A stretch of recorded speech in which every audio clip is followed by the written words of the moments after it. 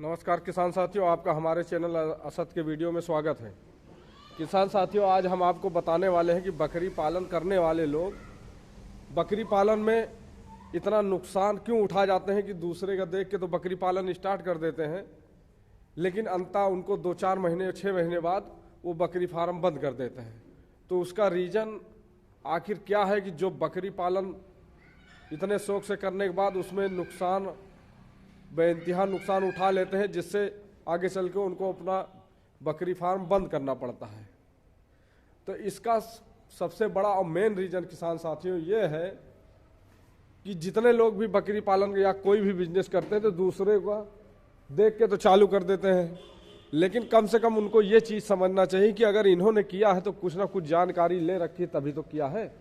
तो किसान साथियों, सबसे पहले अगर आप कभी भी बकरी पालन का बकरी फार्म खोल रहे हैं बकरी पालन करने के लिए, तो या तो आप कहीं से कुछ अनुभव प्राप्त करें, और या तो अगर आप नहीं प्राप्त कर सकते या नहीं सीख सकते कहीं भी, तो आप पहले स्टार्टिंग में ज़्यादा बकरियों से बकरी फार्म ना चालू करें। केवल आप मात्र 4, 6, 8 बकरियों से चालू करें। तो जिससे उससे क्या होगा कि आपकी बकरियां एक तो बीमार कम पड़ेंगी, और दूसरी चीज़ अगर बीमार पड़ती हैं तो आपको उनसे धीरे धीरे अनुभव आपको मिलते रहेगा।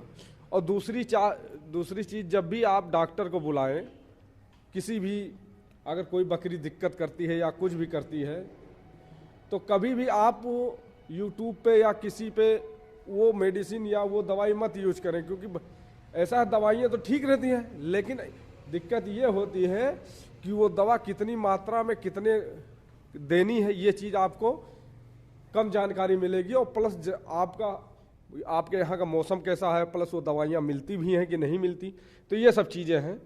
तो इसीलिए किसान साथियों, आप जब भी अगर आपकी बकरी को कोई दिक्कत या कोई उस तरह की परेशानी, तो आप डॉक्टर बुलाएंगे ज़रूर।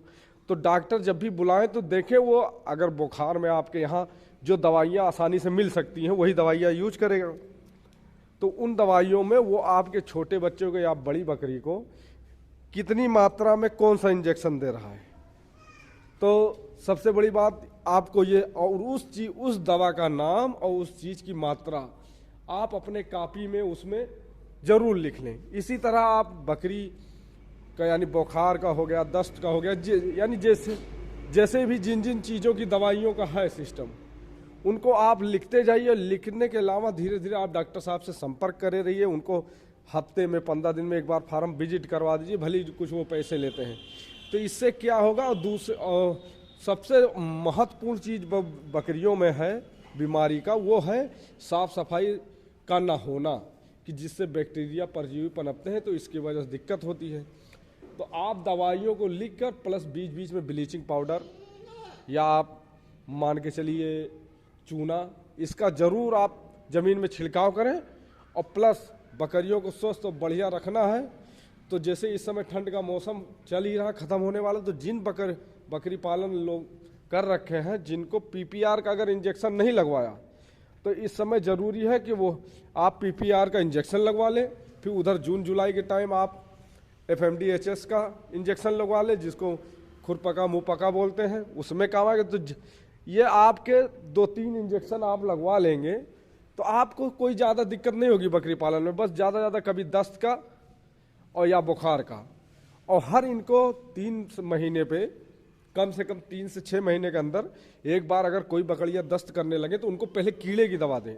और हमेशा कीड़े की दवा दें तो बदल कर दें, एक ही कंपनी एक ही दवा इनको अगर आप लगातार देते रहेंगे तो फिर वो दवा भी नहीं काम करेगी।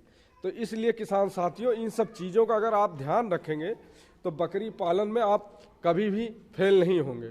तो किसान साथियों, अगर आपको हमारा ये वीडियो कैसा लगा, अच्छा लगा हो तो लाइक और सब्सक्राइब करना ना भूलें, क्योंकि किसान साथियों अगर हम और चीज़ें बताएंगे तो वीडियो बड़ी लंबी हो जाएगी। तो इसलिए धीरे धीरे आप स्टार्ट करें, क्योंकि किसान साथियों देख रहे हैं, जब हमने स्टार्ट किया था धीरे धीरे, अभी एक करीब 2-3 महीना पहले हमने करीब 6-7 बकरियां बेची हैं।